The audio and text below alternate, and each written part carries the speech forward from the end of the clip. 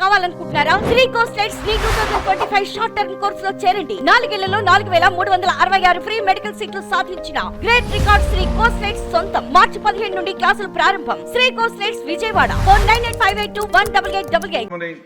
పలకల పరిశ్రమని కూడా కాపాడుకునే దానికి రాయితీలు ఇచ్చి మన యొక్క రాష్ట్రంలో నిరుద్యోగ సమస్యను పరిష్కరించేదానికి మా ఇంధన రంగ శాఖ కూడా ప్రత్యేక పాత్ర పోషించమని ప్రధానంగా మీ దృష్టికి తీసుకుని వస్తూ సెలవు తీసుకుంటా ఉన్నాను. అది వసంత కృష్ణప్రసాద్ గారు. ధన్యవాదాలు అధ్యక్ష. మన రాష్ట్రంలో విద్యుత్ రంగం చంద్రబాబు నాయుడు గారి ముందు చూపుతో ఒకనాడు సంస్కరణలతో ముందుకు పోతే తర్వాత కాలంలో కేవలం రాజకీయంగా విద్యుత్ రంగాన్ని వినియోగించుకుంటూ దాన్ని ఒక అడుగు చంద్రబాబు నాయుడు గారు ముందుకేస్తే అదే బాటలో తర్వాత ప్రభుత్వాలు నడవకుండా ఆ రంగాన్ని ఏ రకమైన దుస్థితికి తీసుకొచ్చి ఈ రోజున రాష్ట్రంలో మన పరిశ్రమలో ఉత్పత్తి చేసే వ్యయం ఎంత ఎక్కువైంది, దానివల్ల ఎంత ఇబ్బందులు పడతా ఉన్నాయి అనేది ఈ సభ ద్వారా మంత్రి గారి దృష్టికి, ప్రజల దృష్టికి తీసుకొస్తా ఉన్నాను అధ్యక్ష.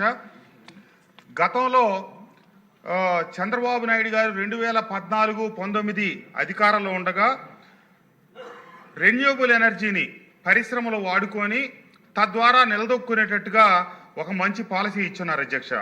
దానివల్ల 100% బ్యాంకింగ్ దాని ద్వారా పరిశ్రమలు వాడుకునేదానికి అవకాశం ఉండేది. కానీ జగన్మోహన్ రెడ్డి గారు అధికారంలోకి వచ్చిన తర్వాత 2019లో ఆ జీవోని నిలుపుదల చేయడం జరిగింది. కానీ దానికి కోర్టులకు వెళ్ళటం, మళ్ళీ ఆ కోర్టుల ద్వారా ఆ జీవోని మళ్ళీ ఓపెన్ చేసుకోవటం ఈ తర్వాత వ్యవహారాలు అధ్యక్ష. కానీ మొన్న 2024 మార్చి 2వ తారీఖున కొత్త ఏపీఆర్సీ నిబంధనల అమల్లోకి తీసుకొచ్చి గతంలో ఉన్నటువంటి రెన్యూబుల్ ఎనర్జీ అంటేనే అటు సోలార్ అయితే పగలు ఉత్పత్తి అవుతుంది, విండ్ ఎనర్జీ అయితేనేమో సంవత్సరంలో 3-4 మాసాలు మాత్రమే ఉత్పత్తి అవుతుంది. కానీ ఇప్పుడు కొత్తగా తీసుకొచ్చినటువంటి గైడ్ లైన్స్ ప్రకారం కేవలం రియల్ టైం అని చెప్పి తీసుకొచ్చి ఎప్పుడు ఉత్పత్తి అయితే అప్పుడే వాడుకోవాలనే నిబంధనలు పెట్టినందువల్ల మన రాష్ట్రంలో గత ప్రభుత్వం చేసినటువంటి విధ్వంసకర పాలన వల్ల పరిశ్రమలు చాలా తీవ్రమైనటువంటి ఇబ్బందులు ఉన్నాయి. మనం ప్రపంచంలో ఏ దేశంతో పోటీ పడే స్థితిలో లేము. అభివృద్ధి చెందిన దేశాలు కాదు, మన పొరుగున ఉన్నటువంటి శ్రీలంక కావచ్చు, బంగ్లాదేశ్తోనే మనం పోటీ పడే స్థితిలో లేము. ఎందుకంటే ఇప్పుడు పేరుకి మనం ₹5.85 యూనిట్కు పరిశ్రమలకు ఇస్తున్నామని చెప్తా ఉన్నాం. కానీ అధ్యక్ష, దీంట్లో 2014 నుంచి 19 దాకా ట్రూఅప్ ఛార్జీస్ 22 పైసలు వేస్తా ఉన్నారు.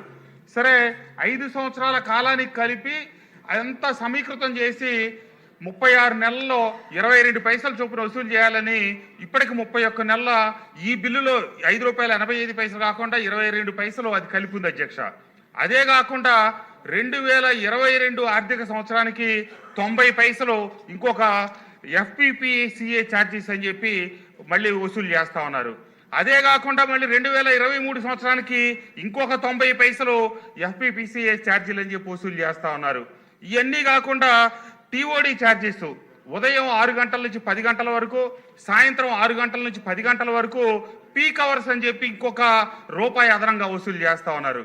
పేరుకు చెప్పుకోవడానికి ₹5.85 విద్యుత్ ధర ఉంది మా రాష్ట్రంలో అని చెప్పుకుంటా ఉన్నాం. కానీ వాస్తవంలోకి వచ్చేటప్పటికి అది ₹8.50 నుంచి ₹9 ఒక యూనిట్ కాస్ట్ పడతా ఉంది అధ్యక్ష. ఈ రేటుతో ఉత్పత్తులు చేస్తే ప్రపంచంలో ఏ దేశంతో కూడా పోటీ పడలేక వెనకబడి దివాళా తీసే పరిస్థితి. అంతేకాకుండా ఎప్పుడో 2014లో, 15లో, 16లో, 17లో ఉత్పత్తులు తయారు చేసి పొరుగు దేశాలకు పంపిస్తే ఆ రోజున్న లాభ నష్టాలను బేరీజ్ వేసుకొని ఇన్కమ్ ట్యాక్స్ కూడా రిటర్న్స్ ఫైల్ చేయటం అన్నీ పూర్తయితే వాటి తాలూకా బిల్లులు ఈ రోజున 2025 సంవత్సరంలో కట్టడం అనేది అత్యంత దురదృష్టకరమైన విషయం అధ్యక్ష. ఈ రకంగా గత ప్రభుత్వ హయాంలో 1,25,000 కోట్లు విద్యుత్ రంగ సంస్థలకు నష్టం వచ్చే పరిస్థితులు కల్పించారు. ₹75,000, ₹80,000 ఉండే ట్రాన్స్ఫార్మర్లు తీసుకెళ్లి ₹1,50,000, ₹1,60,000 పెట్టుకున్నారు. 5,000 ట్రాన్స్ఫార్మర్లు అవసరం అయితే 20,000, 25,000 ట్రాన్స్ఫార్మర్లు ముందుగానే కొని పక్కన పెట్టారు. 7,000 రూపాయల నుంచి 8,000 రూపాయలు ఉండే విద్యుత్ స్తంభాలని అధిక ధరలు పెట్టి కొన్నారు. ఈ రకంగా ఇష్టారాజ్యంగా ఇష్టారీతిన ఆ గత ప్రభుత్వం చేసినందువల్ల ఈ రోజున ఈ రాష్ట్రంలో పరిశ్రమలు కొత్తగా వచ్చి పెట్టాలి అంటే ఇబ్బందికరమైన పరిస్థితి, ఉన్న పరిశ్రమలు నిలదొక్కుకోవాలంటే చాలా ఇబ్బందికరమైన పరిస్థితి. మన రాష్ట్రంలో 100 పైగా ఉన్న స్పిన్నింగ్ మిల్లులు ఈ గడిచిన సంవత్సర కాలంలో 45 మిల్లులు ఎన్పిఏ అవటం, మూతపడటం, కార్మికులకు ఉపాధి లేకుండా పోవటం జరిగింది అధ్యక్ష. తప్పకుండా విద్యుత్ శాఖ మంత్రి గారికి కూడా ఈ వాస్తవాలన్నీ తెలుసు. ఇదే కాకుండా ఇందాక నేను ఇంకొకటి చెప్పలేదు అధ్యక్ష, ఈడీ ఛార్జెస్ అనాదిగా 25-30 సంవత్సరాల నుంచి 6 పైసలు ఉంది. దాన్ని మహానుభావుడు జగన్మోహన్ రెడ్డి గారు ఏ నిమిషంలో బుర్రలో పురుగు తొలిచిందో తెలియదు కానీ అధ్యక్ష, ఎకాఎకిన దాన్ని రూపాయికి పెంచారు అధ్యక్ష. మన ప్రభుత్వం కూడా దాన్ని ఈ శాసనసభలో బిల్లుగా మార్చింది. 6 పైసలు 12 పైసలు చేస్తే 100% పెంచినట్టు, కానీ 6 పైసల్ని 100 పైసలు చేస్తే ఎంత పెరిగిందో ఆలోచించు అధ్యక్ష. అది కూడా కలిపితే 9 రూపాయలు కూడా దాటుతా ఉంది విద్యుత్ పర్ యూనిట్ కాస్ట్. కాబట్టి సరే ఏదో రకంగా పరిశ్రమలు మునిగిపోయేటట్టున్నాం, 100 కోట్లు పెట్టాం, వాటిని బతికించుకోవడానికి రెన్యూవబుల్ ఎనర్జీ పెట్టుకుందాం కదా అని చెప్పి అనుమతులు తీసుకున్న తర్వాత ప్లాంట్లు పెట్టిన తర్వాత ఆ రోజున 2 సంవత్సరాల కాల వ్యవధిలో 2018 పాలసీని అనుసరించి మీరు ప్లాంటులు నెలకొల్పండి అని ఒక్కొక్క మెగావాట్కి 5,90,000 చొప్పున బ్యాంక్ గ్యారంటీలు కూడా విద్యుత్ సంస్థలు వసూలు చేసినాయి అధ్యక్ష. కానీ అకస్మాత్తుగా తీసుకొచ్చిన 2024 మార్చి 2వ తారీఖున తెచ్చిన పాలసీ, అప్పుడు అందరం మనం ఎన్నికల సమయంలో ఉన్నాం, 13వ తారీఖు ఎన్నికలు, రాజకీయ వ్యవస్థకు ప్రమేయం లేదు. మరి గత ముఖ్యమంత్రి మహానుభావుడు ఆయన అనుమతితో చేశారో లేకపోతే ఏ రకంగా చేశారో కానీ ఆ తీసుకొచ్చిన జీవో వల్ల కొత్తగా ఏవైతే అనుమతులు ఇచ్చి పెట్టుకోమని పర్మిషన్లు ఇచ్చారో వాటికి కూడా ముందుకెళ్లకుండా ఈరోజు విద్యుత్ సంస్థలు కొత్తగా తీసుకొచ్చిన రెగ్యులేషన్స్ ప్రకారమే మీరు వెళ్ళాలి, రియల్ టైం ప్రకారమే మీరు ఆ ప్లాంట్లు నడుపుకోవాలని చెప్తా ఉన్నారు అధ్యక్ష.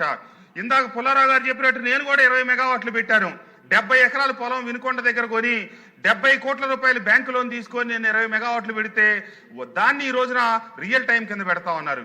అదే రియల్ టైం కింద కనుక అది కనుక మార్చి వెళ్లాల్సిన పరిస్థితి వస్తే నేను బ్యాంకు పేమెంట్లు కాదు కదా దాన్ని ఏమీ చెల్లించలేని పరిస్థితి అనమాట.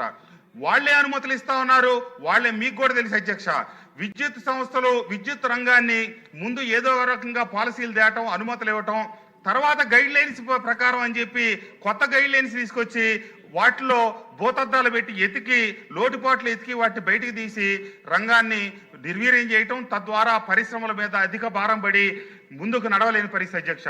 దార్శనికులైన ముఖ్యమంత్రి గారిని ఈ సభ ద్వారా నేను ఒకటే కోరుతా ఉన్నాను అధ్యక్ష. రెన్యూవబుల్ ఎనర్జీ మనం ఇప్పుడు సూర్య గారి పథకం అని చెప్పి ప్రతి ఒక్కళ్ళ ఇంటి మీద మీరు సౌర ఫలకాలు పెట్టుకోండి అని చెప్పి ప్రోత్సహిస్తా ఉన్నాం. దేశంలో అన్ని రంగాల్లో ప్రోత్సహిస్తున్నాం. మరి పరిశ్రమలకి రియల్ టైం అని పెట్టి ఎందుకు నిరుత్సాహపరుస్తున్నారు?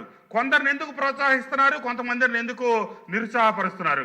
కాబట్టి మన రాష్ట్రంలో గత ప్రభుత్వ విధానాల వల్ల దివాళా స్థితిలో ఉన్న పరిశ్రమలను ఆదుకోవాలన్నా, మన రాష్ట్రంలో కొత్త పరిశ్రమలు వచ్చి ముందుకు సాగాలన్నా ఖచ్చితంగా రెన్యూవబుల్ ఎనర్జీ రియల్ టైం అని కాకుండా ఏమైతే 2006 పాలసీ ప్రకారం రెగ్యులేషన్ పర్మిషన్లు ఇచ్చారో ఆ రోజు అదే రకంగా పర్మిషన్లు ఇచ్చి పరిశ్రమలను కాపాడాలని చెప్పి ఈ సభ ద్వారా మీ ద్వారా మంత్రి గారిని, ముఖ్యమంత్రి గారిని కోరుకుంటూ, తప్పకుండా దీని మీద ఖచ్చితమైన నిర్ణయం తీసుకోకపోతే మన రాష్ట్రంలో 100 పైగా ఉన్నటువంటి స్పిన్నింగ్ మిల్లులో 45 మూతపడ్డాయి, మిగిలిన 55 కూడా కేవలం 6 మాసాలకు మించకుండానే మూతపడటం అనేది ఖచ్చితంగా వాస్తవం. కొత్త పరిశ్రమలు తెచ్చి మన ఉద్యోగ కల్పన చేయటం కాదు, ఉన్న పరిశ్రమలు మూతపడకుండా చూసుకోవాలని చెప్పి మంత్రి గారిని కోరుకుంటూ ఈ అవకాశం కల్పించిన మీకు హృదయపూర్వక